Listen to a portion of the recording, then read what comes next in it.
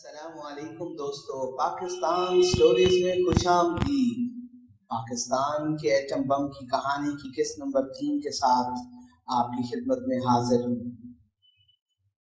دسمبر 1974 میں جب میں پاکستان آیا تو یہاں آ کے میں نے یورینیم کی افزودگی کا طریقہ کار بتا کر واضح کیا کہ اگر ہم اس طریقے سے کام شروع کر دیں تو مجھے امید ہے کہ بہت ہی کم عرصے میں ہم انشاءاللہ اس میں مہارت حاصل کر لیں گے۔ اگر ملک پر کبھی برا وقت آ پڑے تو اس صلاحیت کو دفاع کے طور پر بروقار لا سکیں گے۔ مجھ سے کہا گیا کہ میں ایٹامک انرجی کمیشن کے اعلیٰ افسران سے ملاقات کروں اور انہیں اس بارے میں بتاؤں اور ہدایات دوں۔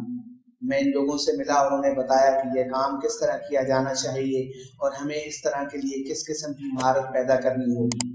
2 ہفتے اسلام آباد قیام کرنے کے بعد میں کراچی لوٹ گیا، جہاں میری والدہ اور بہن بھائی مقیم تھے۔ ان سے ملنے کے بعد میں واپس ہالینڈ چلا گیا اور اس کے بعد جب دسمبر 75 میں 1 سال کے بعد کرسمس کی چھٹیوں میں دوبارہ پاکستان آنے کی دعوت دی گئی کہ اسلام آباد آ کر پروجیکٹ کی ترقی اور پروگرس کو دیکھوں، اور اس کے بعد جب میں اسلام آباد پہنچا تو مجھے یہ دیکھ کر بہت دکھ ہوا کہ ہم نے پورا 1 سال ضائع کر دیا ہے۔ کسی قسم کا کوئی کام نہیں ہوا تھا اور ایک ایسے صاحب کو پروجیکٹ انچارج بنایا گیا جو الیکٹریکل انجینئرنگ میں MSc تھے۔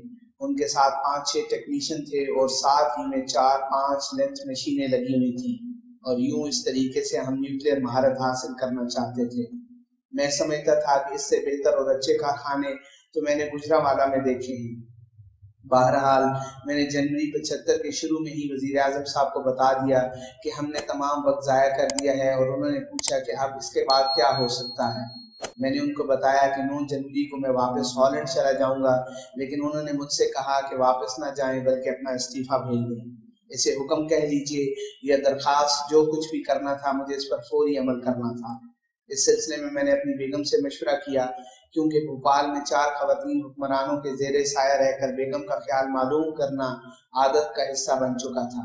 انہوں نے کہا کہ اگر آپ کو یقین ہے کہ آپ پاکستان کی خدمت کر سکتے ہیں تو سر آنکھوں پر مجھے یہاں رہنے پر کوئی اعتراض نہیں۔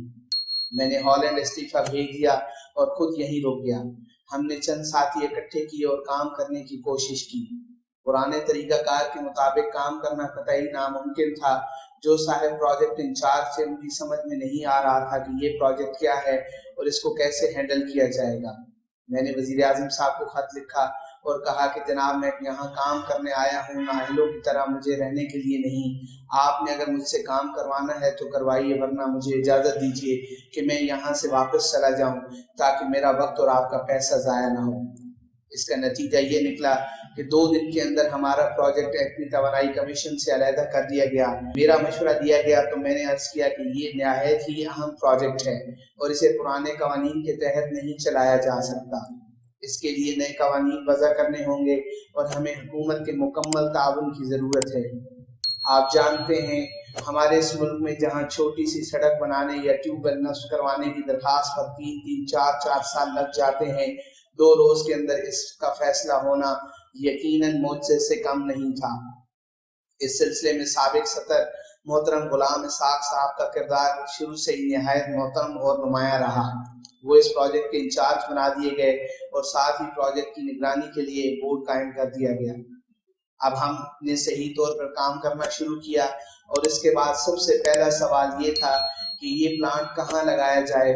اس کے لیے ہم نے پورے پاکستان میں بہت سی جگہوں کا جائزہ لیا اور ان کے نکات پر غور کیا جو کہ ہمارے نزدیک بے حد اہمیت کے حامل تھے۔ کہوٹا کا چناؤ بہت ہی غور و خوض کے بعد کیا گیا، اگرچہ اس کے بارے میں آج بھی شکایات ہیں کہ انڈین بارڈر کے بہت ہی قریب ہے۔ بہتر یہ تھا کہ اسے سرگودا یا میاں والی کے قریب بنایا جائے، مگر مجھے یہ کہنے میں تأمل نہیں کہ آپ مجھے 10 مرتبہ اس پروجیکٹ کے لیے جس جگہ کا چناؤ کرنے کو کہیں گے تو میں کہوٹا کا ہی چناؤ کروں گا۔ اس کے بہت سے فوائد تھے۔ سب سے بڑا فائدہ یہ تھا کہ ہم دارالحکومت کے بالکل قریب تھے۔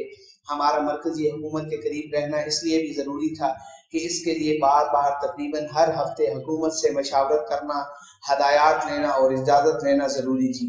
ہمیں ایک بڑے ایئرپورٹ کی بھی ضرورت تھی جو اسلام آباد میں موجود تھا۔ ہمیں ایک بہت بڑے شہر کی ضرورت تھی جہاں ہمارے سائنسدان اور انجینئرز آرام سے رہ کر اپنے بچوں کی تعلیم اور اپنے خاندان کی صحت اور علاج سے بے فکر ہو کر کام کر سکیں۔ मेरे लिए ये सबसे अहम बात थी कि मेरे साइंसदान और इंजीनियर घर की तरफ से बेफिक्र हो जाएं और अपनी तमाम तर तवज्जो प्रोजेक्ट पर दे सकें। और यही नुक्ता कहूटा को मुंतखब करते वक्त हमारे जहनों में था। हमने कहूटा में जुलाई 75 से काम करना शुरू किया। मैंने मरहूम जनरल सदर ज़ियाउल हक साहब, जो कि उस वक्त आर्मी चीफ थे, दरख्वास्त की कि मुझे फौज से इंजीनियर्स की एक टीम दे दी जाए ताकि तामीर का काम फौजियों से करवा सकें। मुझसे इसका सबब पूछा गया तो मैंने कहा कि इसकी दो वजूहात हैं। एक तो ये कि हम बहुत तेजी से काम करवाना चाहते हैं, दूसरा ये कि फौजियों पर आपकी निगरानी होगी, सिक्योरिटी का कोई मसला नहीं हो सकता, और अगर उन्होंने तामीर के दौरान कोई भी गड़बड़ की तो वो जानते हैं कि उनका डंडा आपके सर पर रहेगा। जनरल जाहिद अली अकबर उस वक्त ब्रिगेडियर थे। उनकी क़यादत में मुझे एक टीम दी गई जिसमें आजकल के डीजी ब्रिगेडियर सजावल भी शामिल हैं, जो उस वक्त लेफ्टिनेंट कर्नल थे। इस टीम ने जिस तेजी से काम किया वो पाकिस्तान की तारीख में सुनहरी हरूफ से लिखे जाने के काबिल है। हमने जनरल साहब से ये भी दरख्वास्त की कि हमें फौज के कुछ फनी माहिरीन दिए जाएं। चुनाचा हमें EME कोर्स से 3 कर्नल दिए गए जो नहायत तजर्बाकार और हुनरमंद थे। उनमें से एक साहब रहलत फरमा गए हैं, एक रिटायर्ड हो गए हैं और एक माशाल्लाह अभी हमारा साथ दे रहे हैं। इस तरीके से हमने इस प्रोजेक्ट की बुनियाद डाली।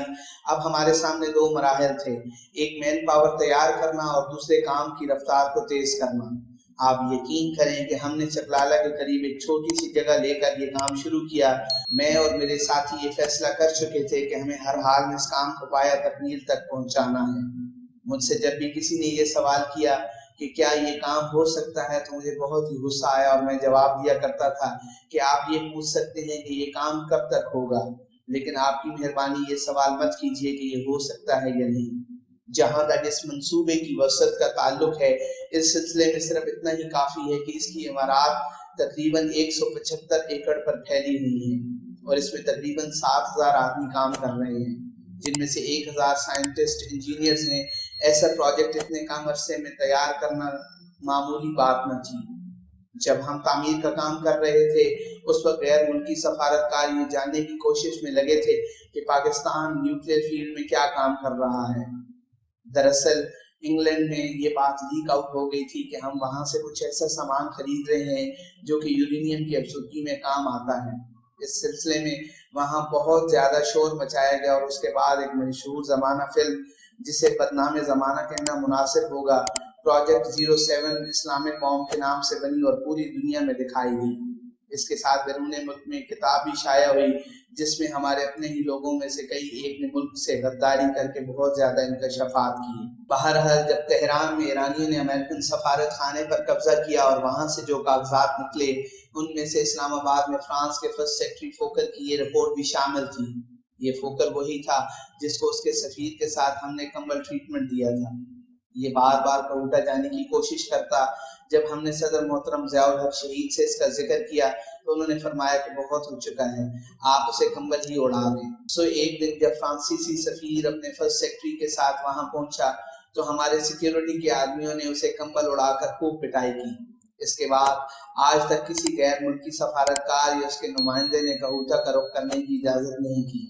उस फोकत की रिपोर्ट में ये दर्ज था कि कहूटा में कोई इंतहाई गैर मामूली चीज़ बन रही है, वह काम की रोज़ बरोज़ पेशरफ पाकिस्तानी पैमाने से हट कर है और कोई इसका मुशाहिदा भी कर सकता है, और हम ये मालूम करने की कोशिश कर रहे हैं कि अब तक वहाँ क्या हो चुका है।